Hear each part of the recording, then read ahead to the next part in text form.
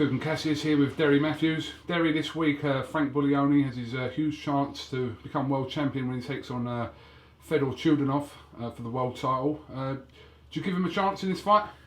In the boxing, it's anything could happen. You only have to look what happened with Terry Flanagan in his world title fight, and dislocated shoulder, and he went on to become world champion. So you've got to show Frank a bit of respect, and I honestly do think he's got a chance. He's also got a puncher's chance because he is a big puncher, and a lot of people might be writing him off, but I'm going to be one of them who's going to be backing him, and hopefully we can pull it off. It won't be a massive upset. It will be an upset to certain people, but it won't be a massive upset. And if he wins that, it's big things, because the super middleweight division is booming at the moment, just in Britain, never mind the world, and there's some massive fights out there for them, some massive paydays.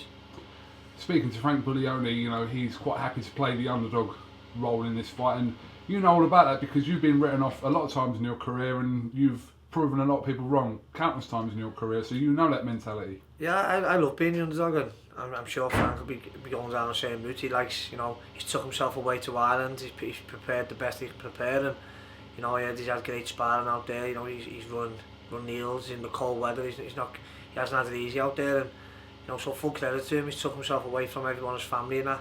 He knows he's a massive underdog, and fingers crossed, fight night, he pulls it off, and Frank Warren's got another world champion.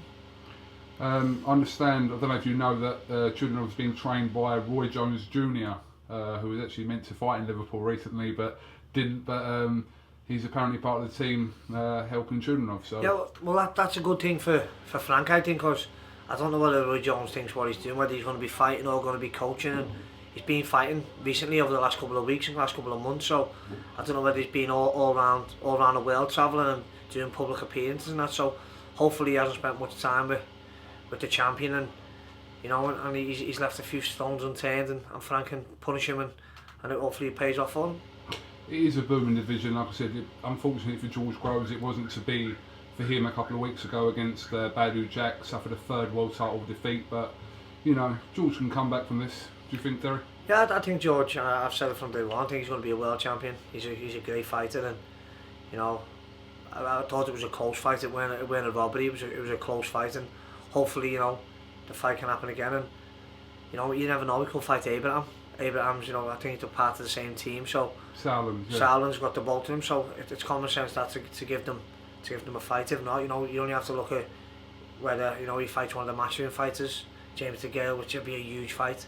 And Paul Smith would be a good fight because he's just come off a world title fight, and then you've got St. Helens' own Martin Murray, who in my eyes is the best super middleweight out there at the moment. I know he's just only previously moved up to the weight, but he's a unit for the weight. He's massive, and I think he just needs his opportunity. He should be a world champion already, and hopefully it'll happen at super middleweight for him. Domestically, super middleweights and the lightweights are probably our strongest two weight division. Would you agree with that? Yeah, without doubt. I mean, you only have to look at the top six super middleweights. They're all top fighters.